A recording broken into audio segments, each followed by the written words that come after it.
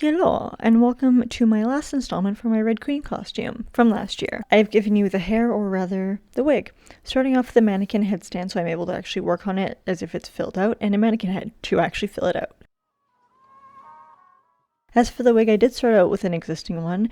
When I went to Spirit Halloween many moons ago, I found this wig for WINNIE Sanderson. It wasn't even a plan at this point to actually use a wig for the look, but this one spoke to me. It whispered sweet nothings to me. I just knew I would be tampering with it a little bit. I took it out of the plastic magic dampening case that it was in and shook it out a few times to open it up. Then I added it on top of the mannequin. I wanted it to be a little bit bigger, considering Helena Bonham Carter or any of the other renditions of the Red Queen or the Queen of Hearts. Their hair tends to be in a heart shape. You could use rolled up socks for this, which is exactly what you use in your regular hair, but I found these hair donuts at the dollar store.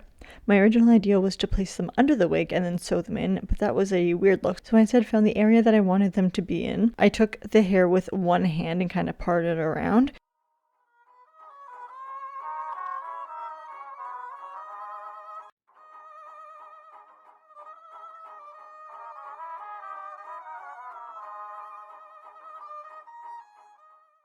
I held the rest back with clips.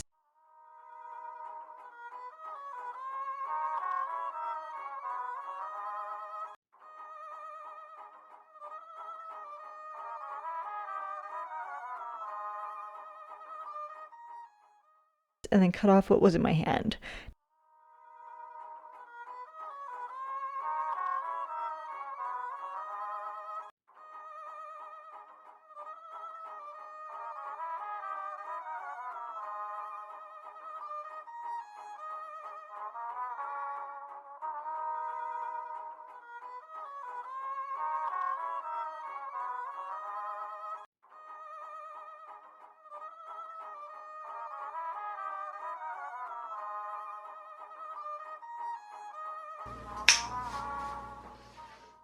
Now I had an open area to work with that kind of gave off like crop circle vibes.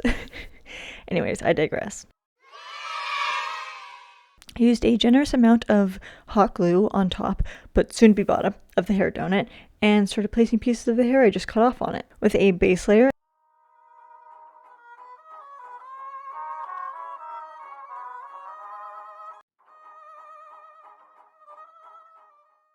and then using even more hot glue to add more hair onto that to add volume.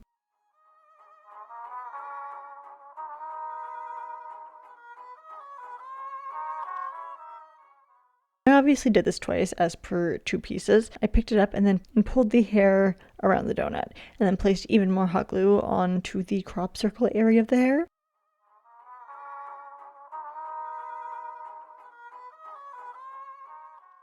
Went a step further and glued more pieces on where I felt that they need to be a little bit better blended in. That's a mouthful. And now because the top was the bottom, that means the bottom is now the top. So the hair is loose on top now, and I also need to adhere that down. I know it's the entire point of the first portion of this alteration, but I just love being able to see the visible difference between it being there or the original. You can see a hell of a lot more volume here.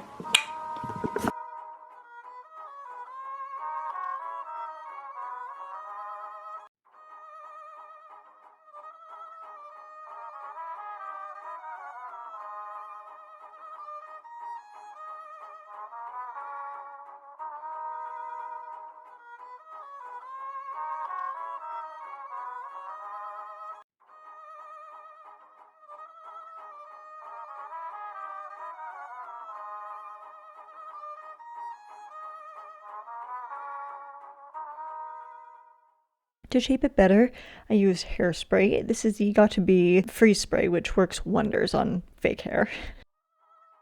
I added it to the peaks of the hair as well as in between to give it that real heart shape, like that real indent, and I added a clip between to make sure it was held down as well as possible.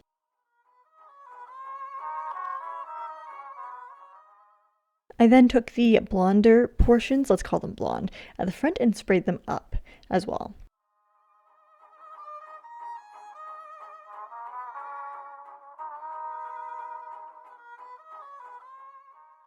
I did want to add some extra little hairs coming down on the sides, almost as if it just didn't all reach up. I simply did that by adding little bits that I had left over on my desk with some hot glue.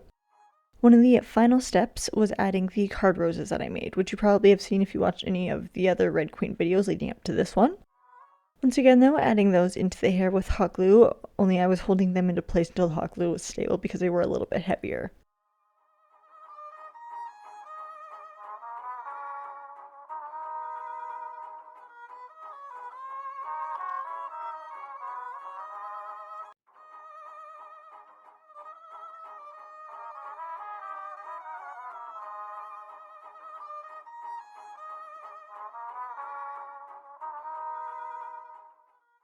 The last step before zhuzhing was the red hairsprays.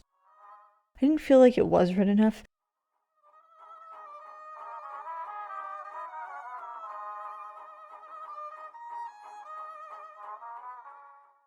And apparently a little dance break.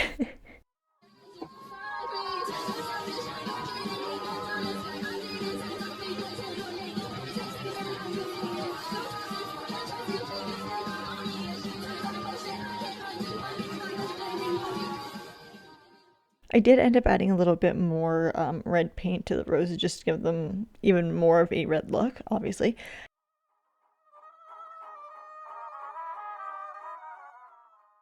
As well, and then I zhuzhed. And then we were done. I hope you guys enjoyed this, trilogy? Is that 3 now? Anyway, I will see you in my next video. Bye, guys!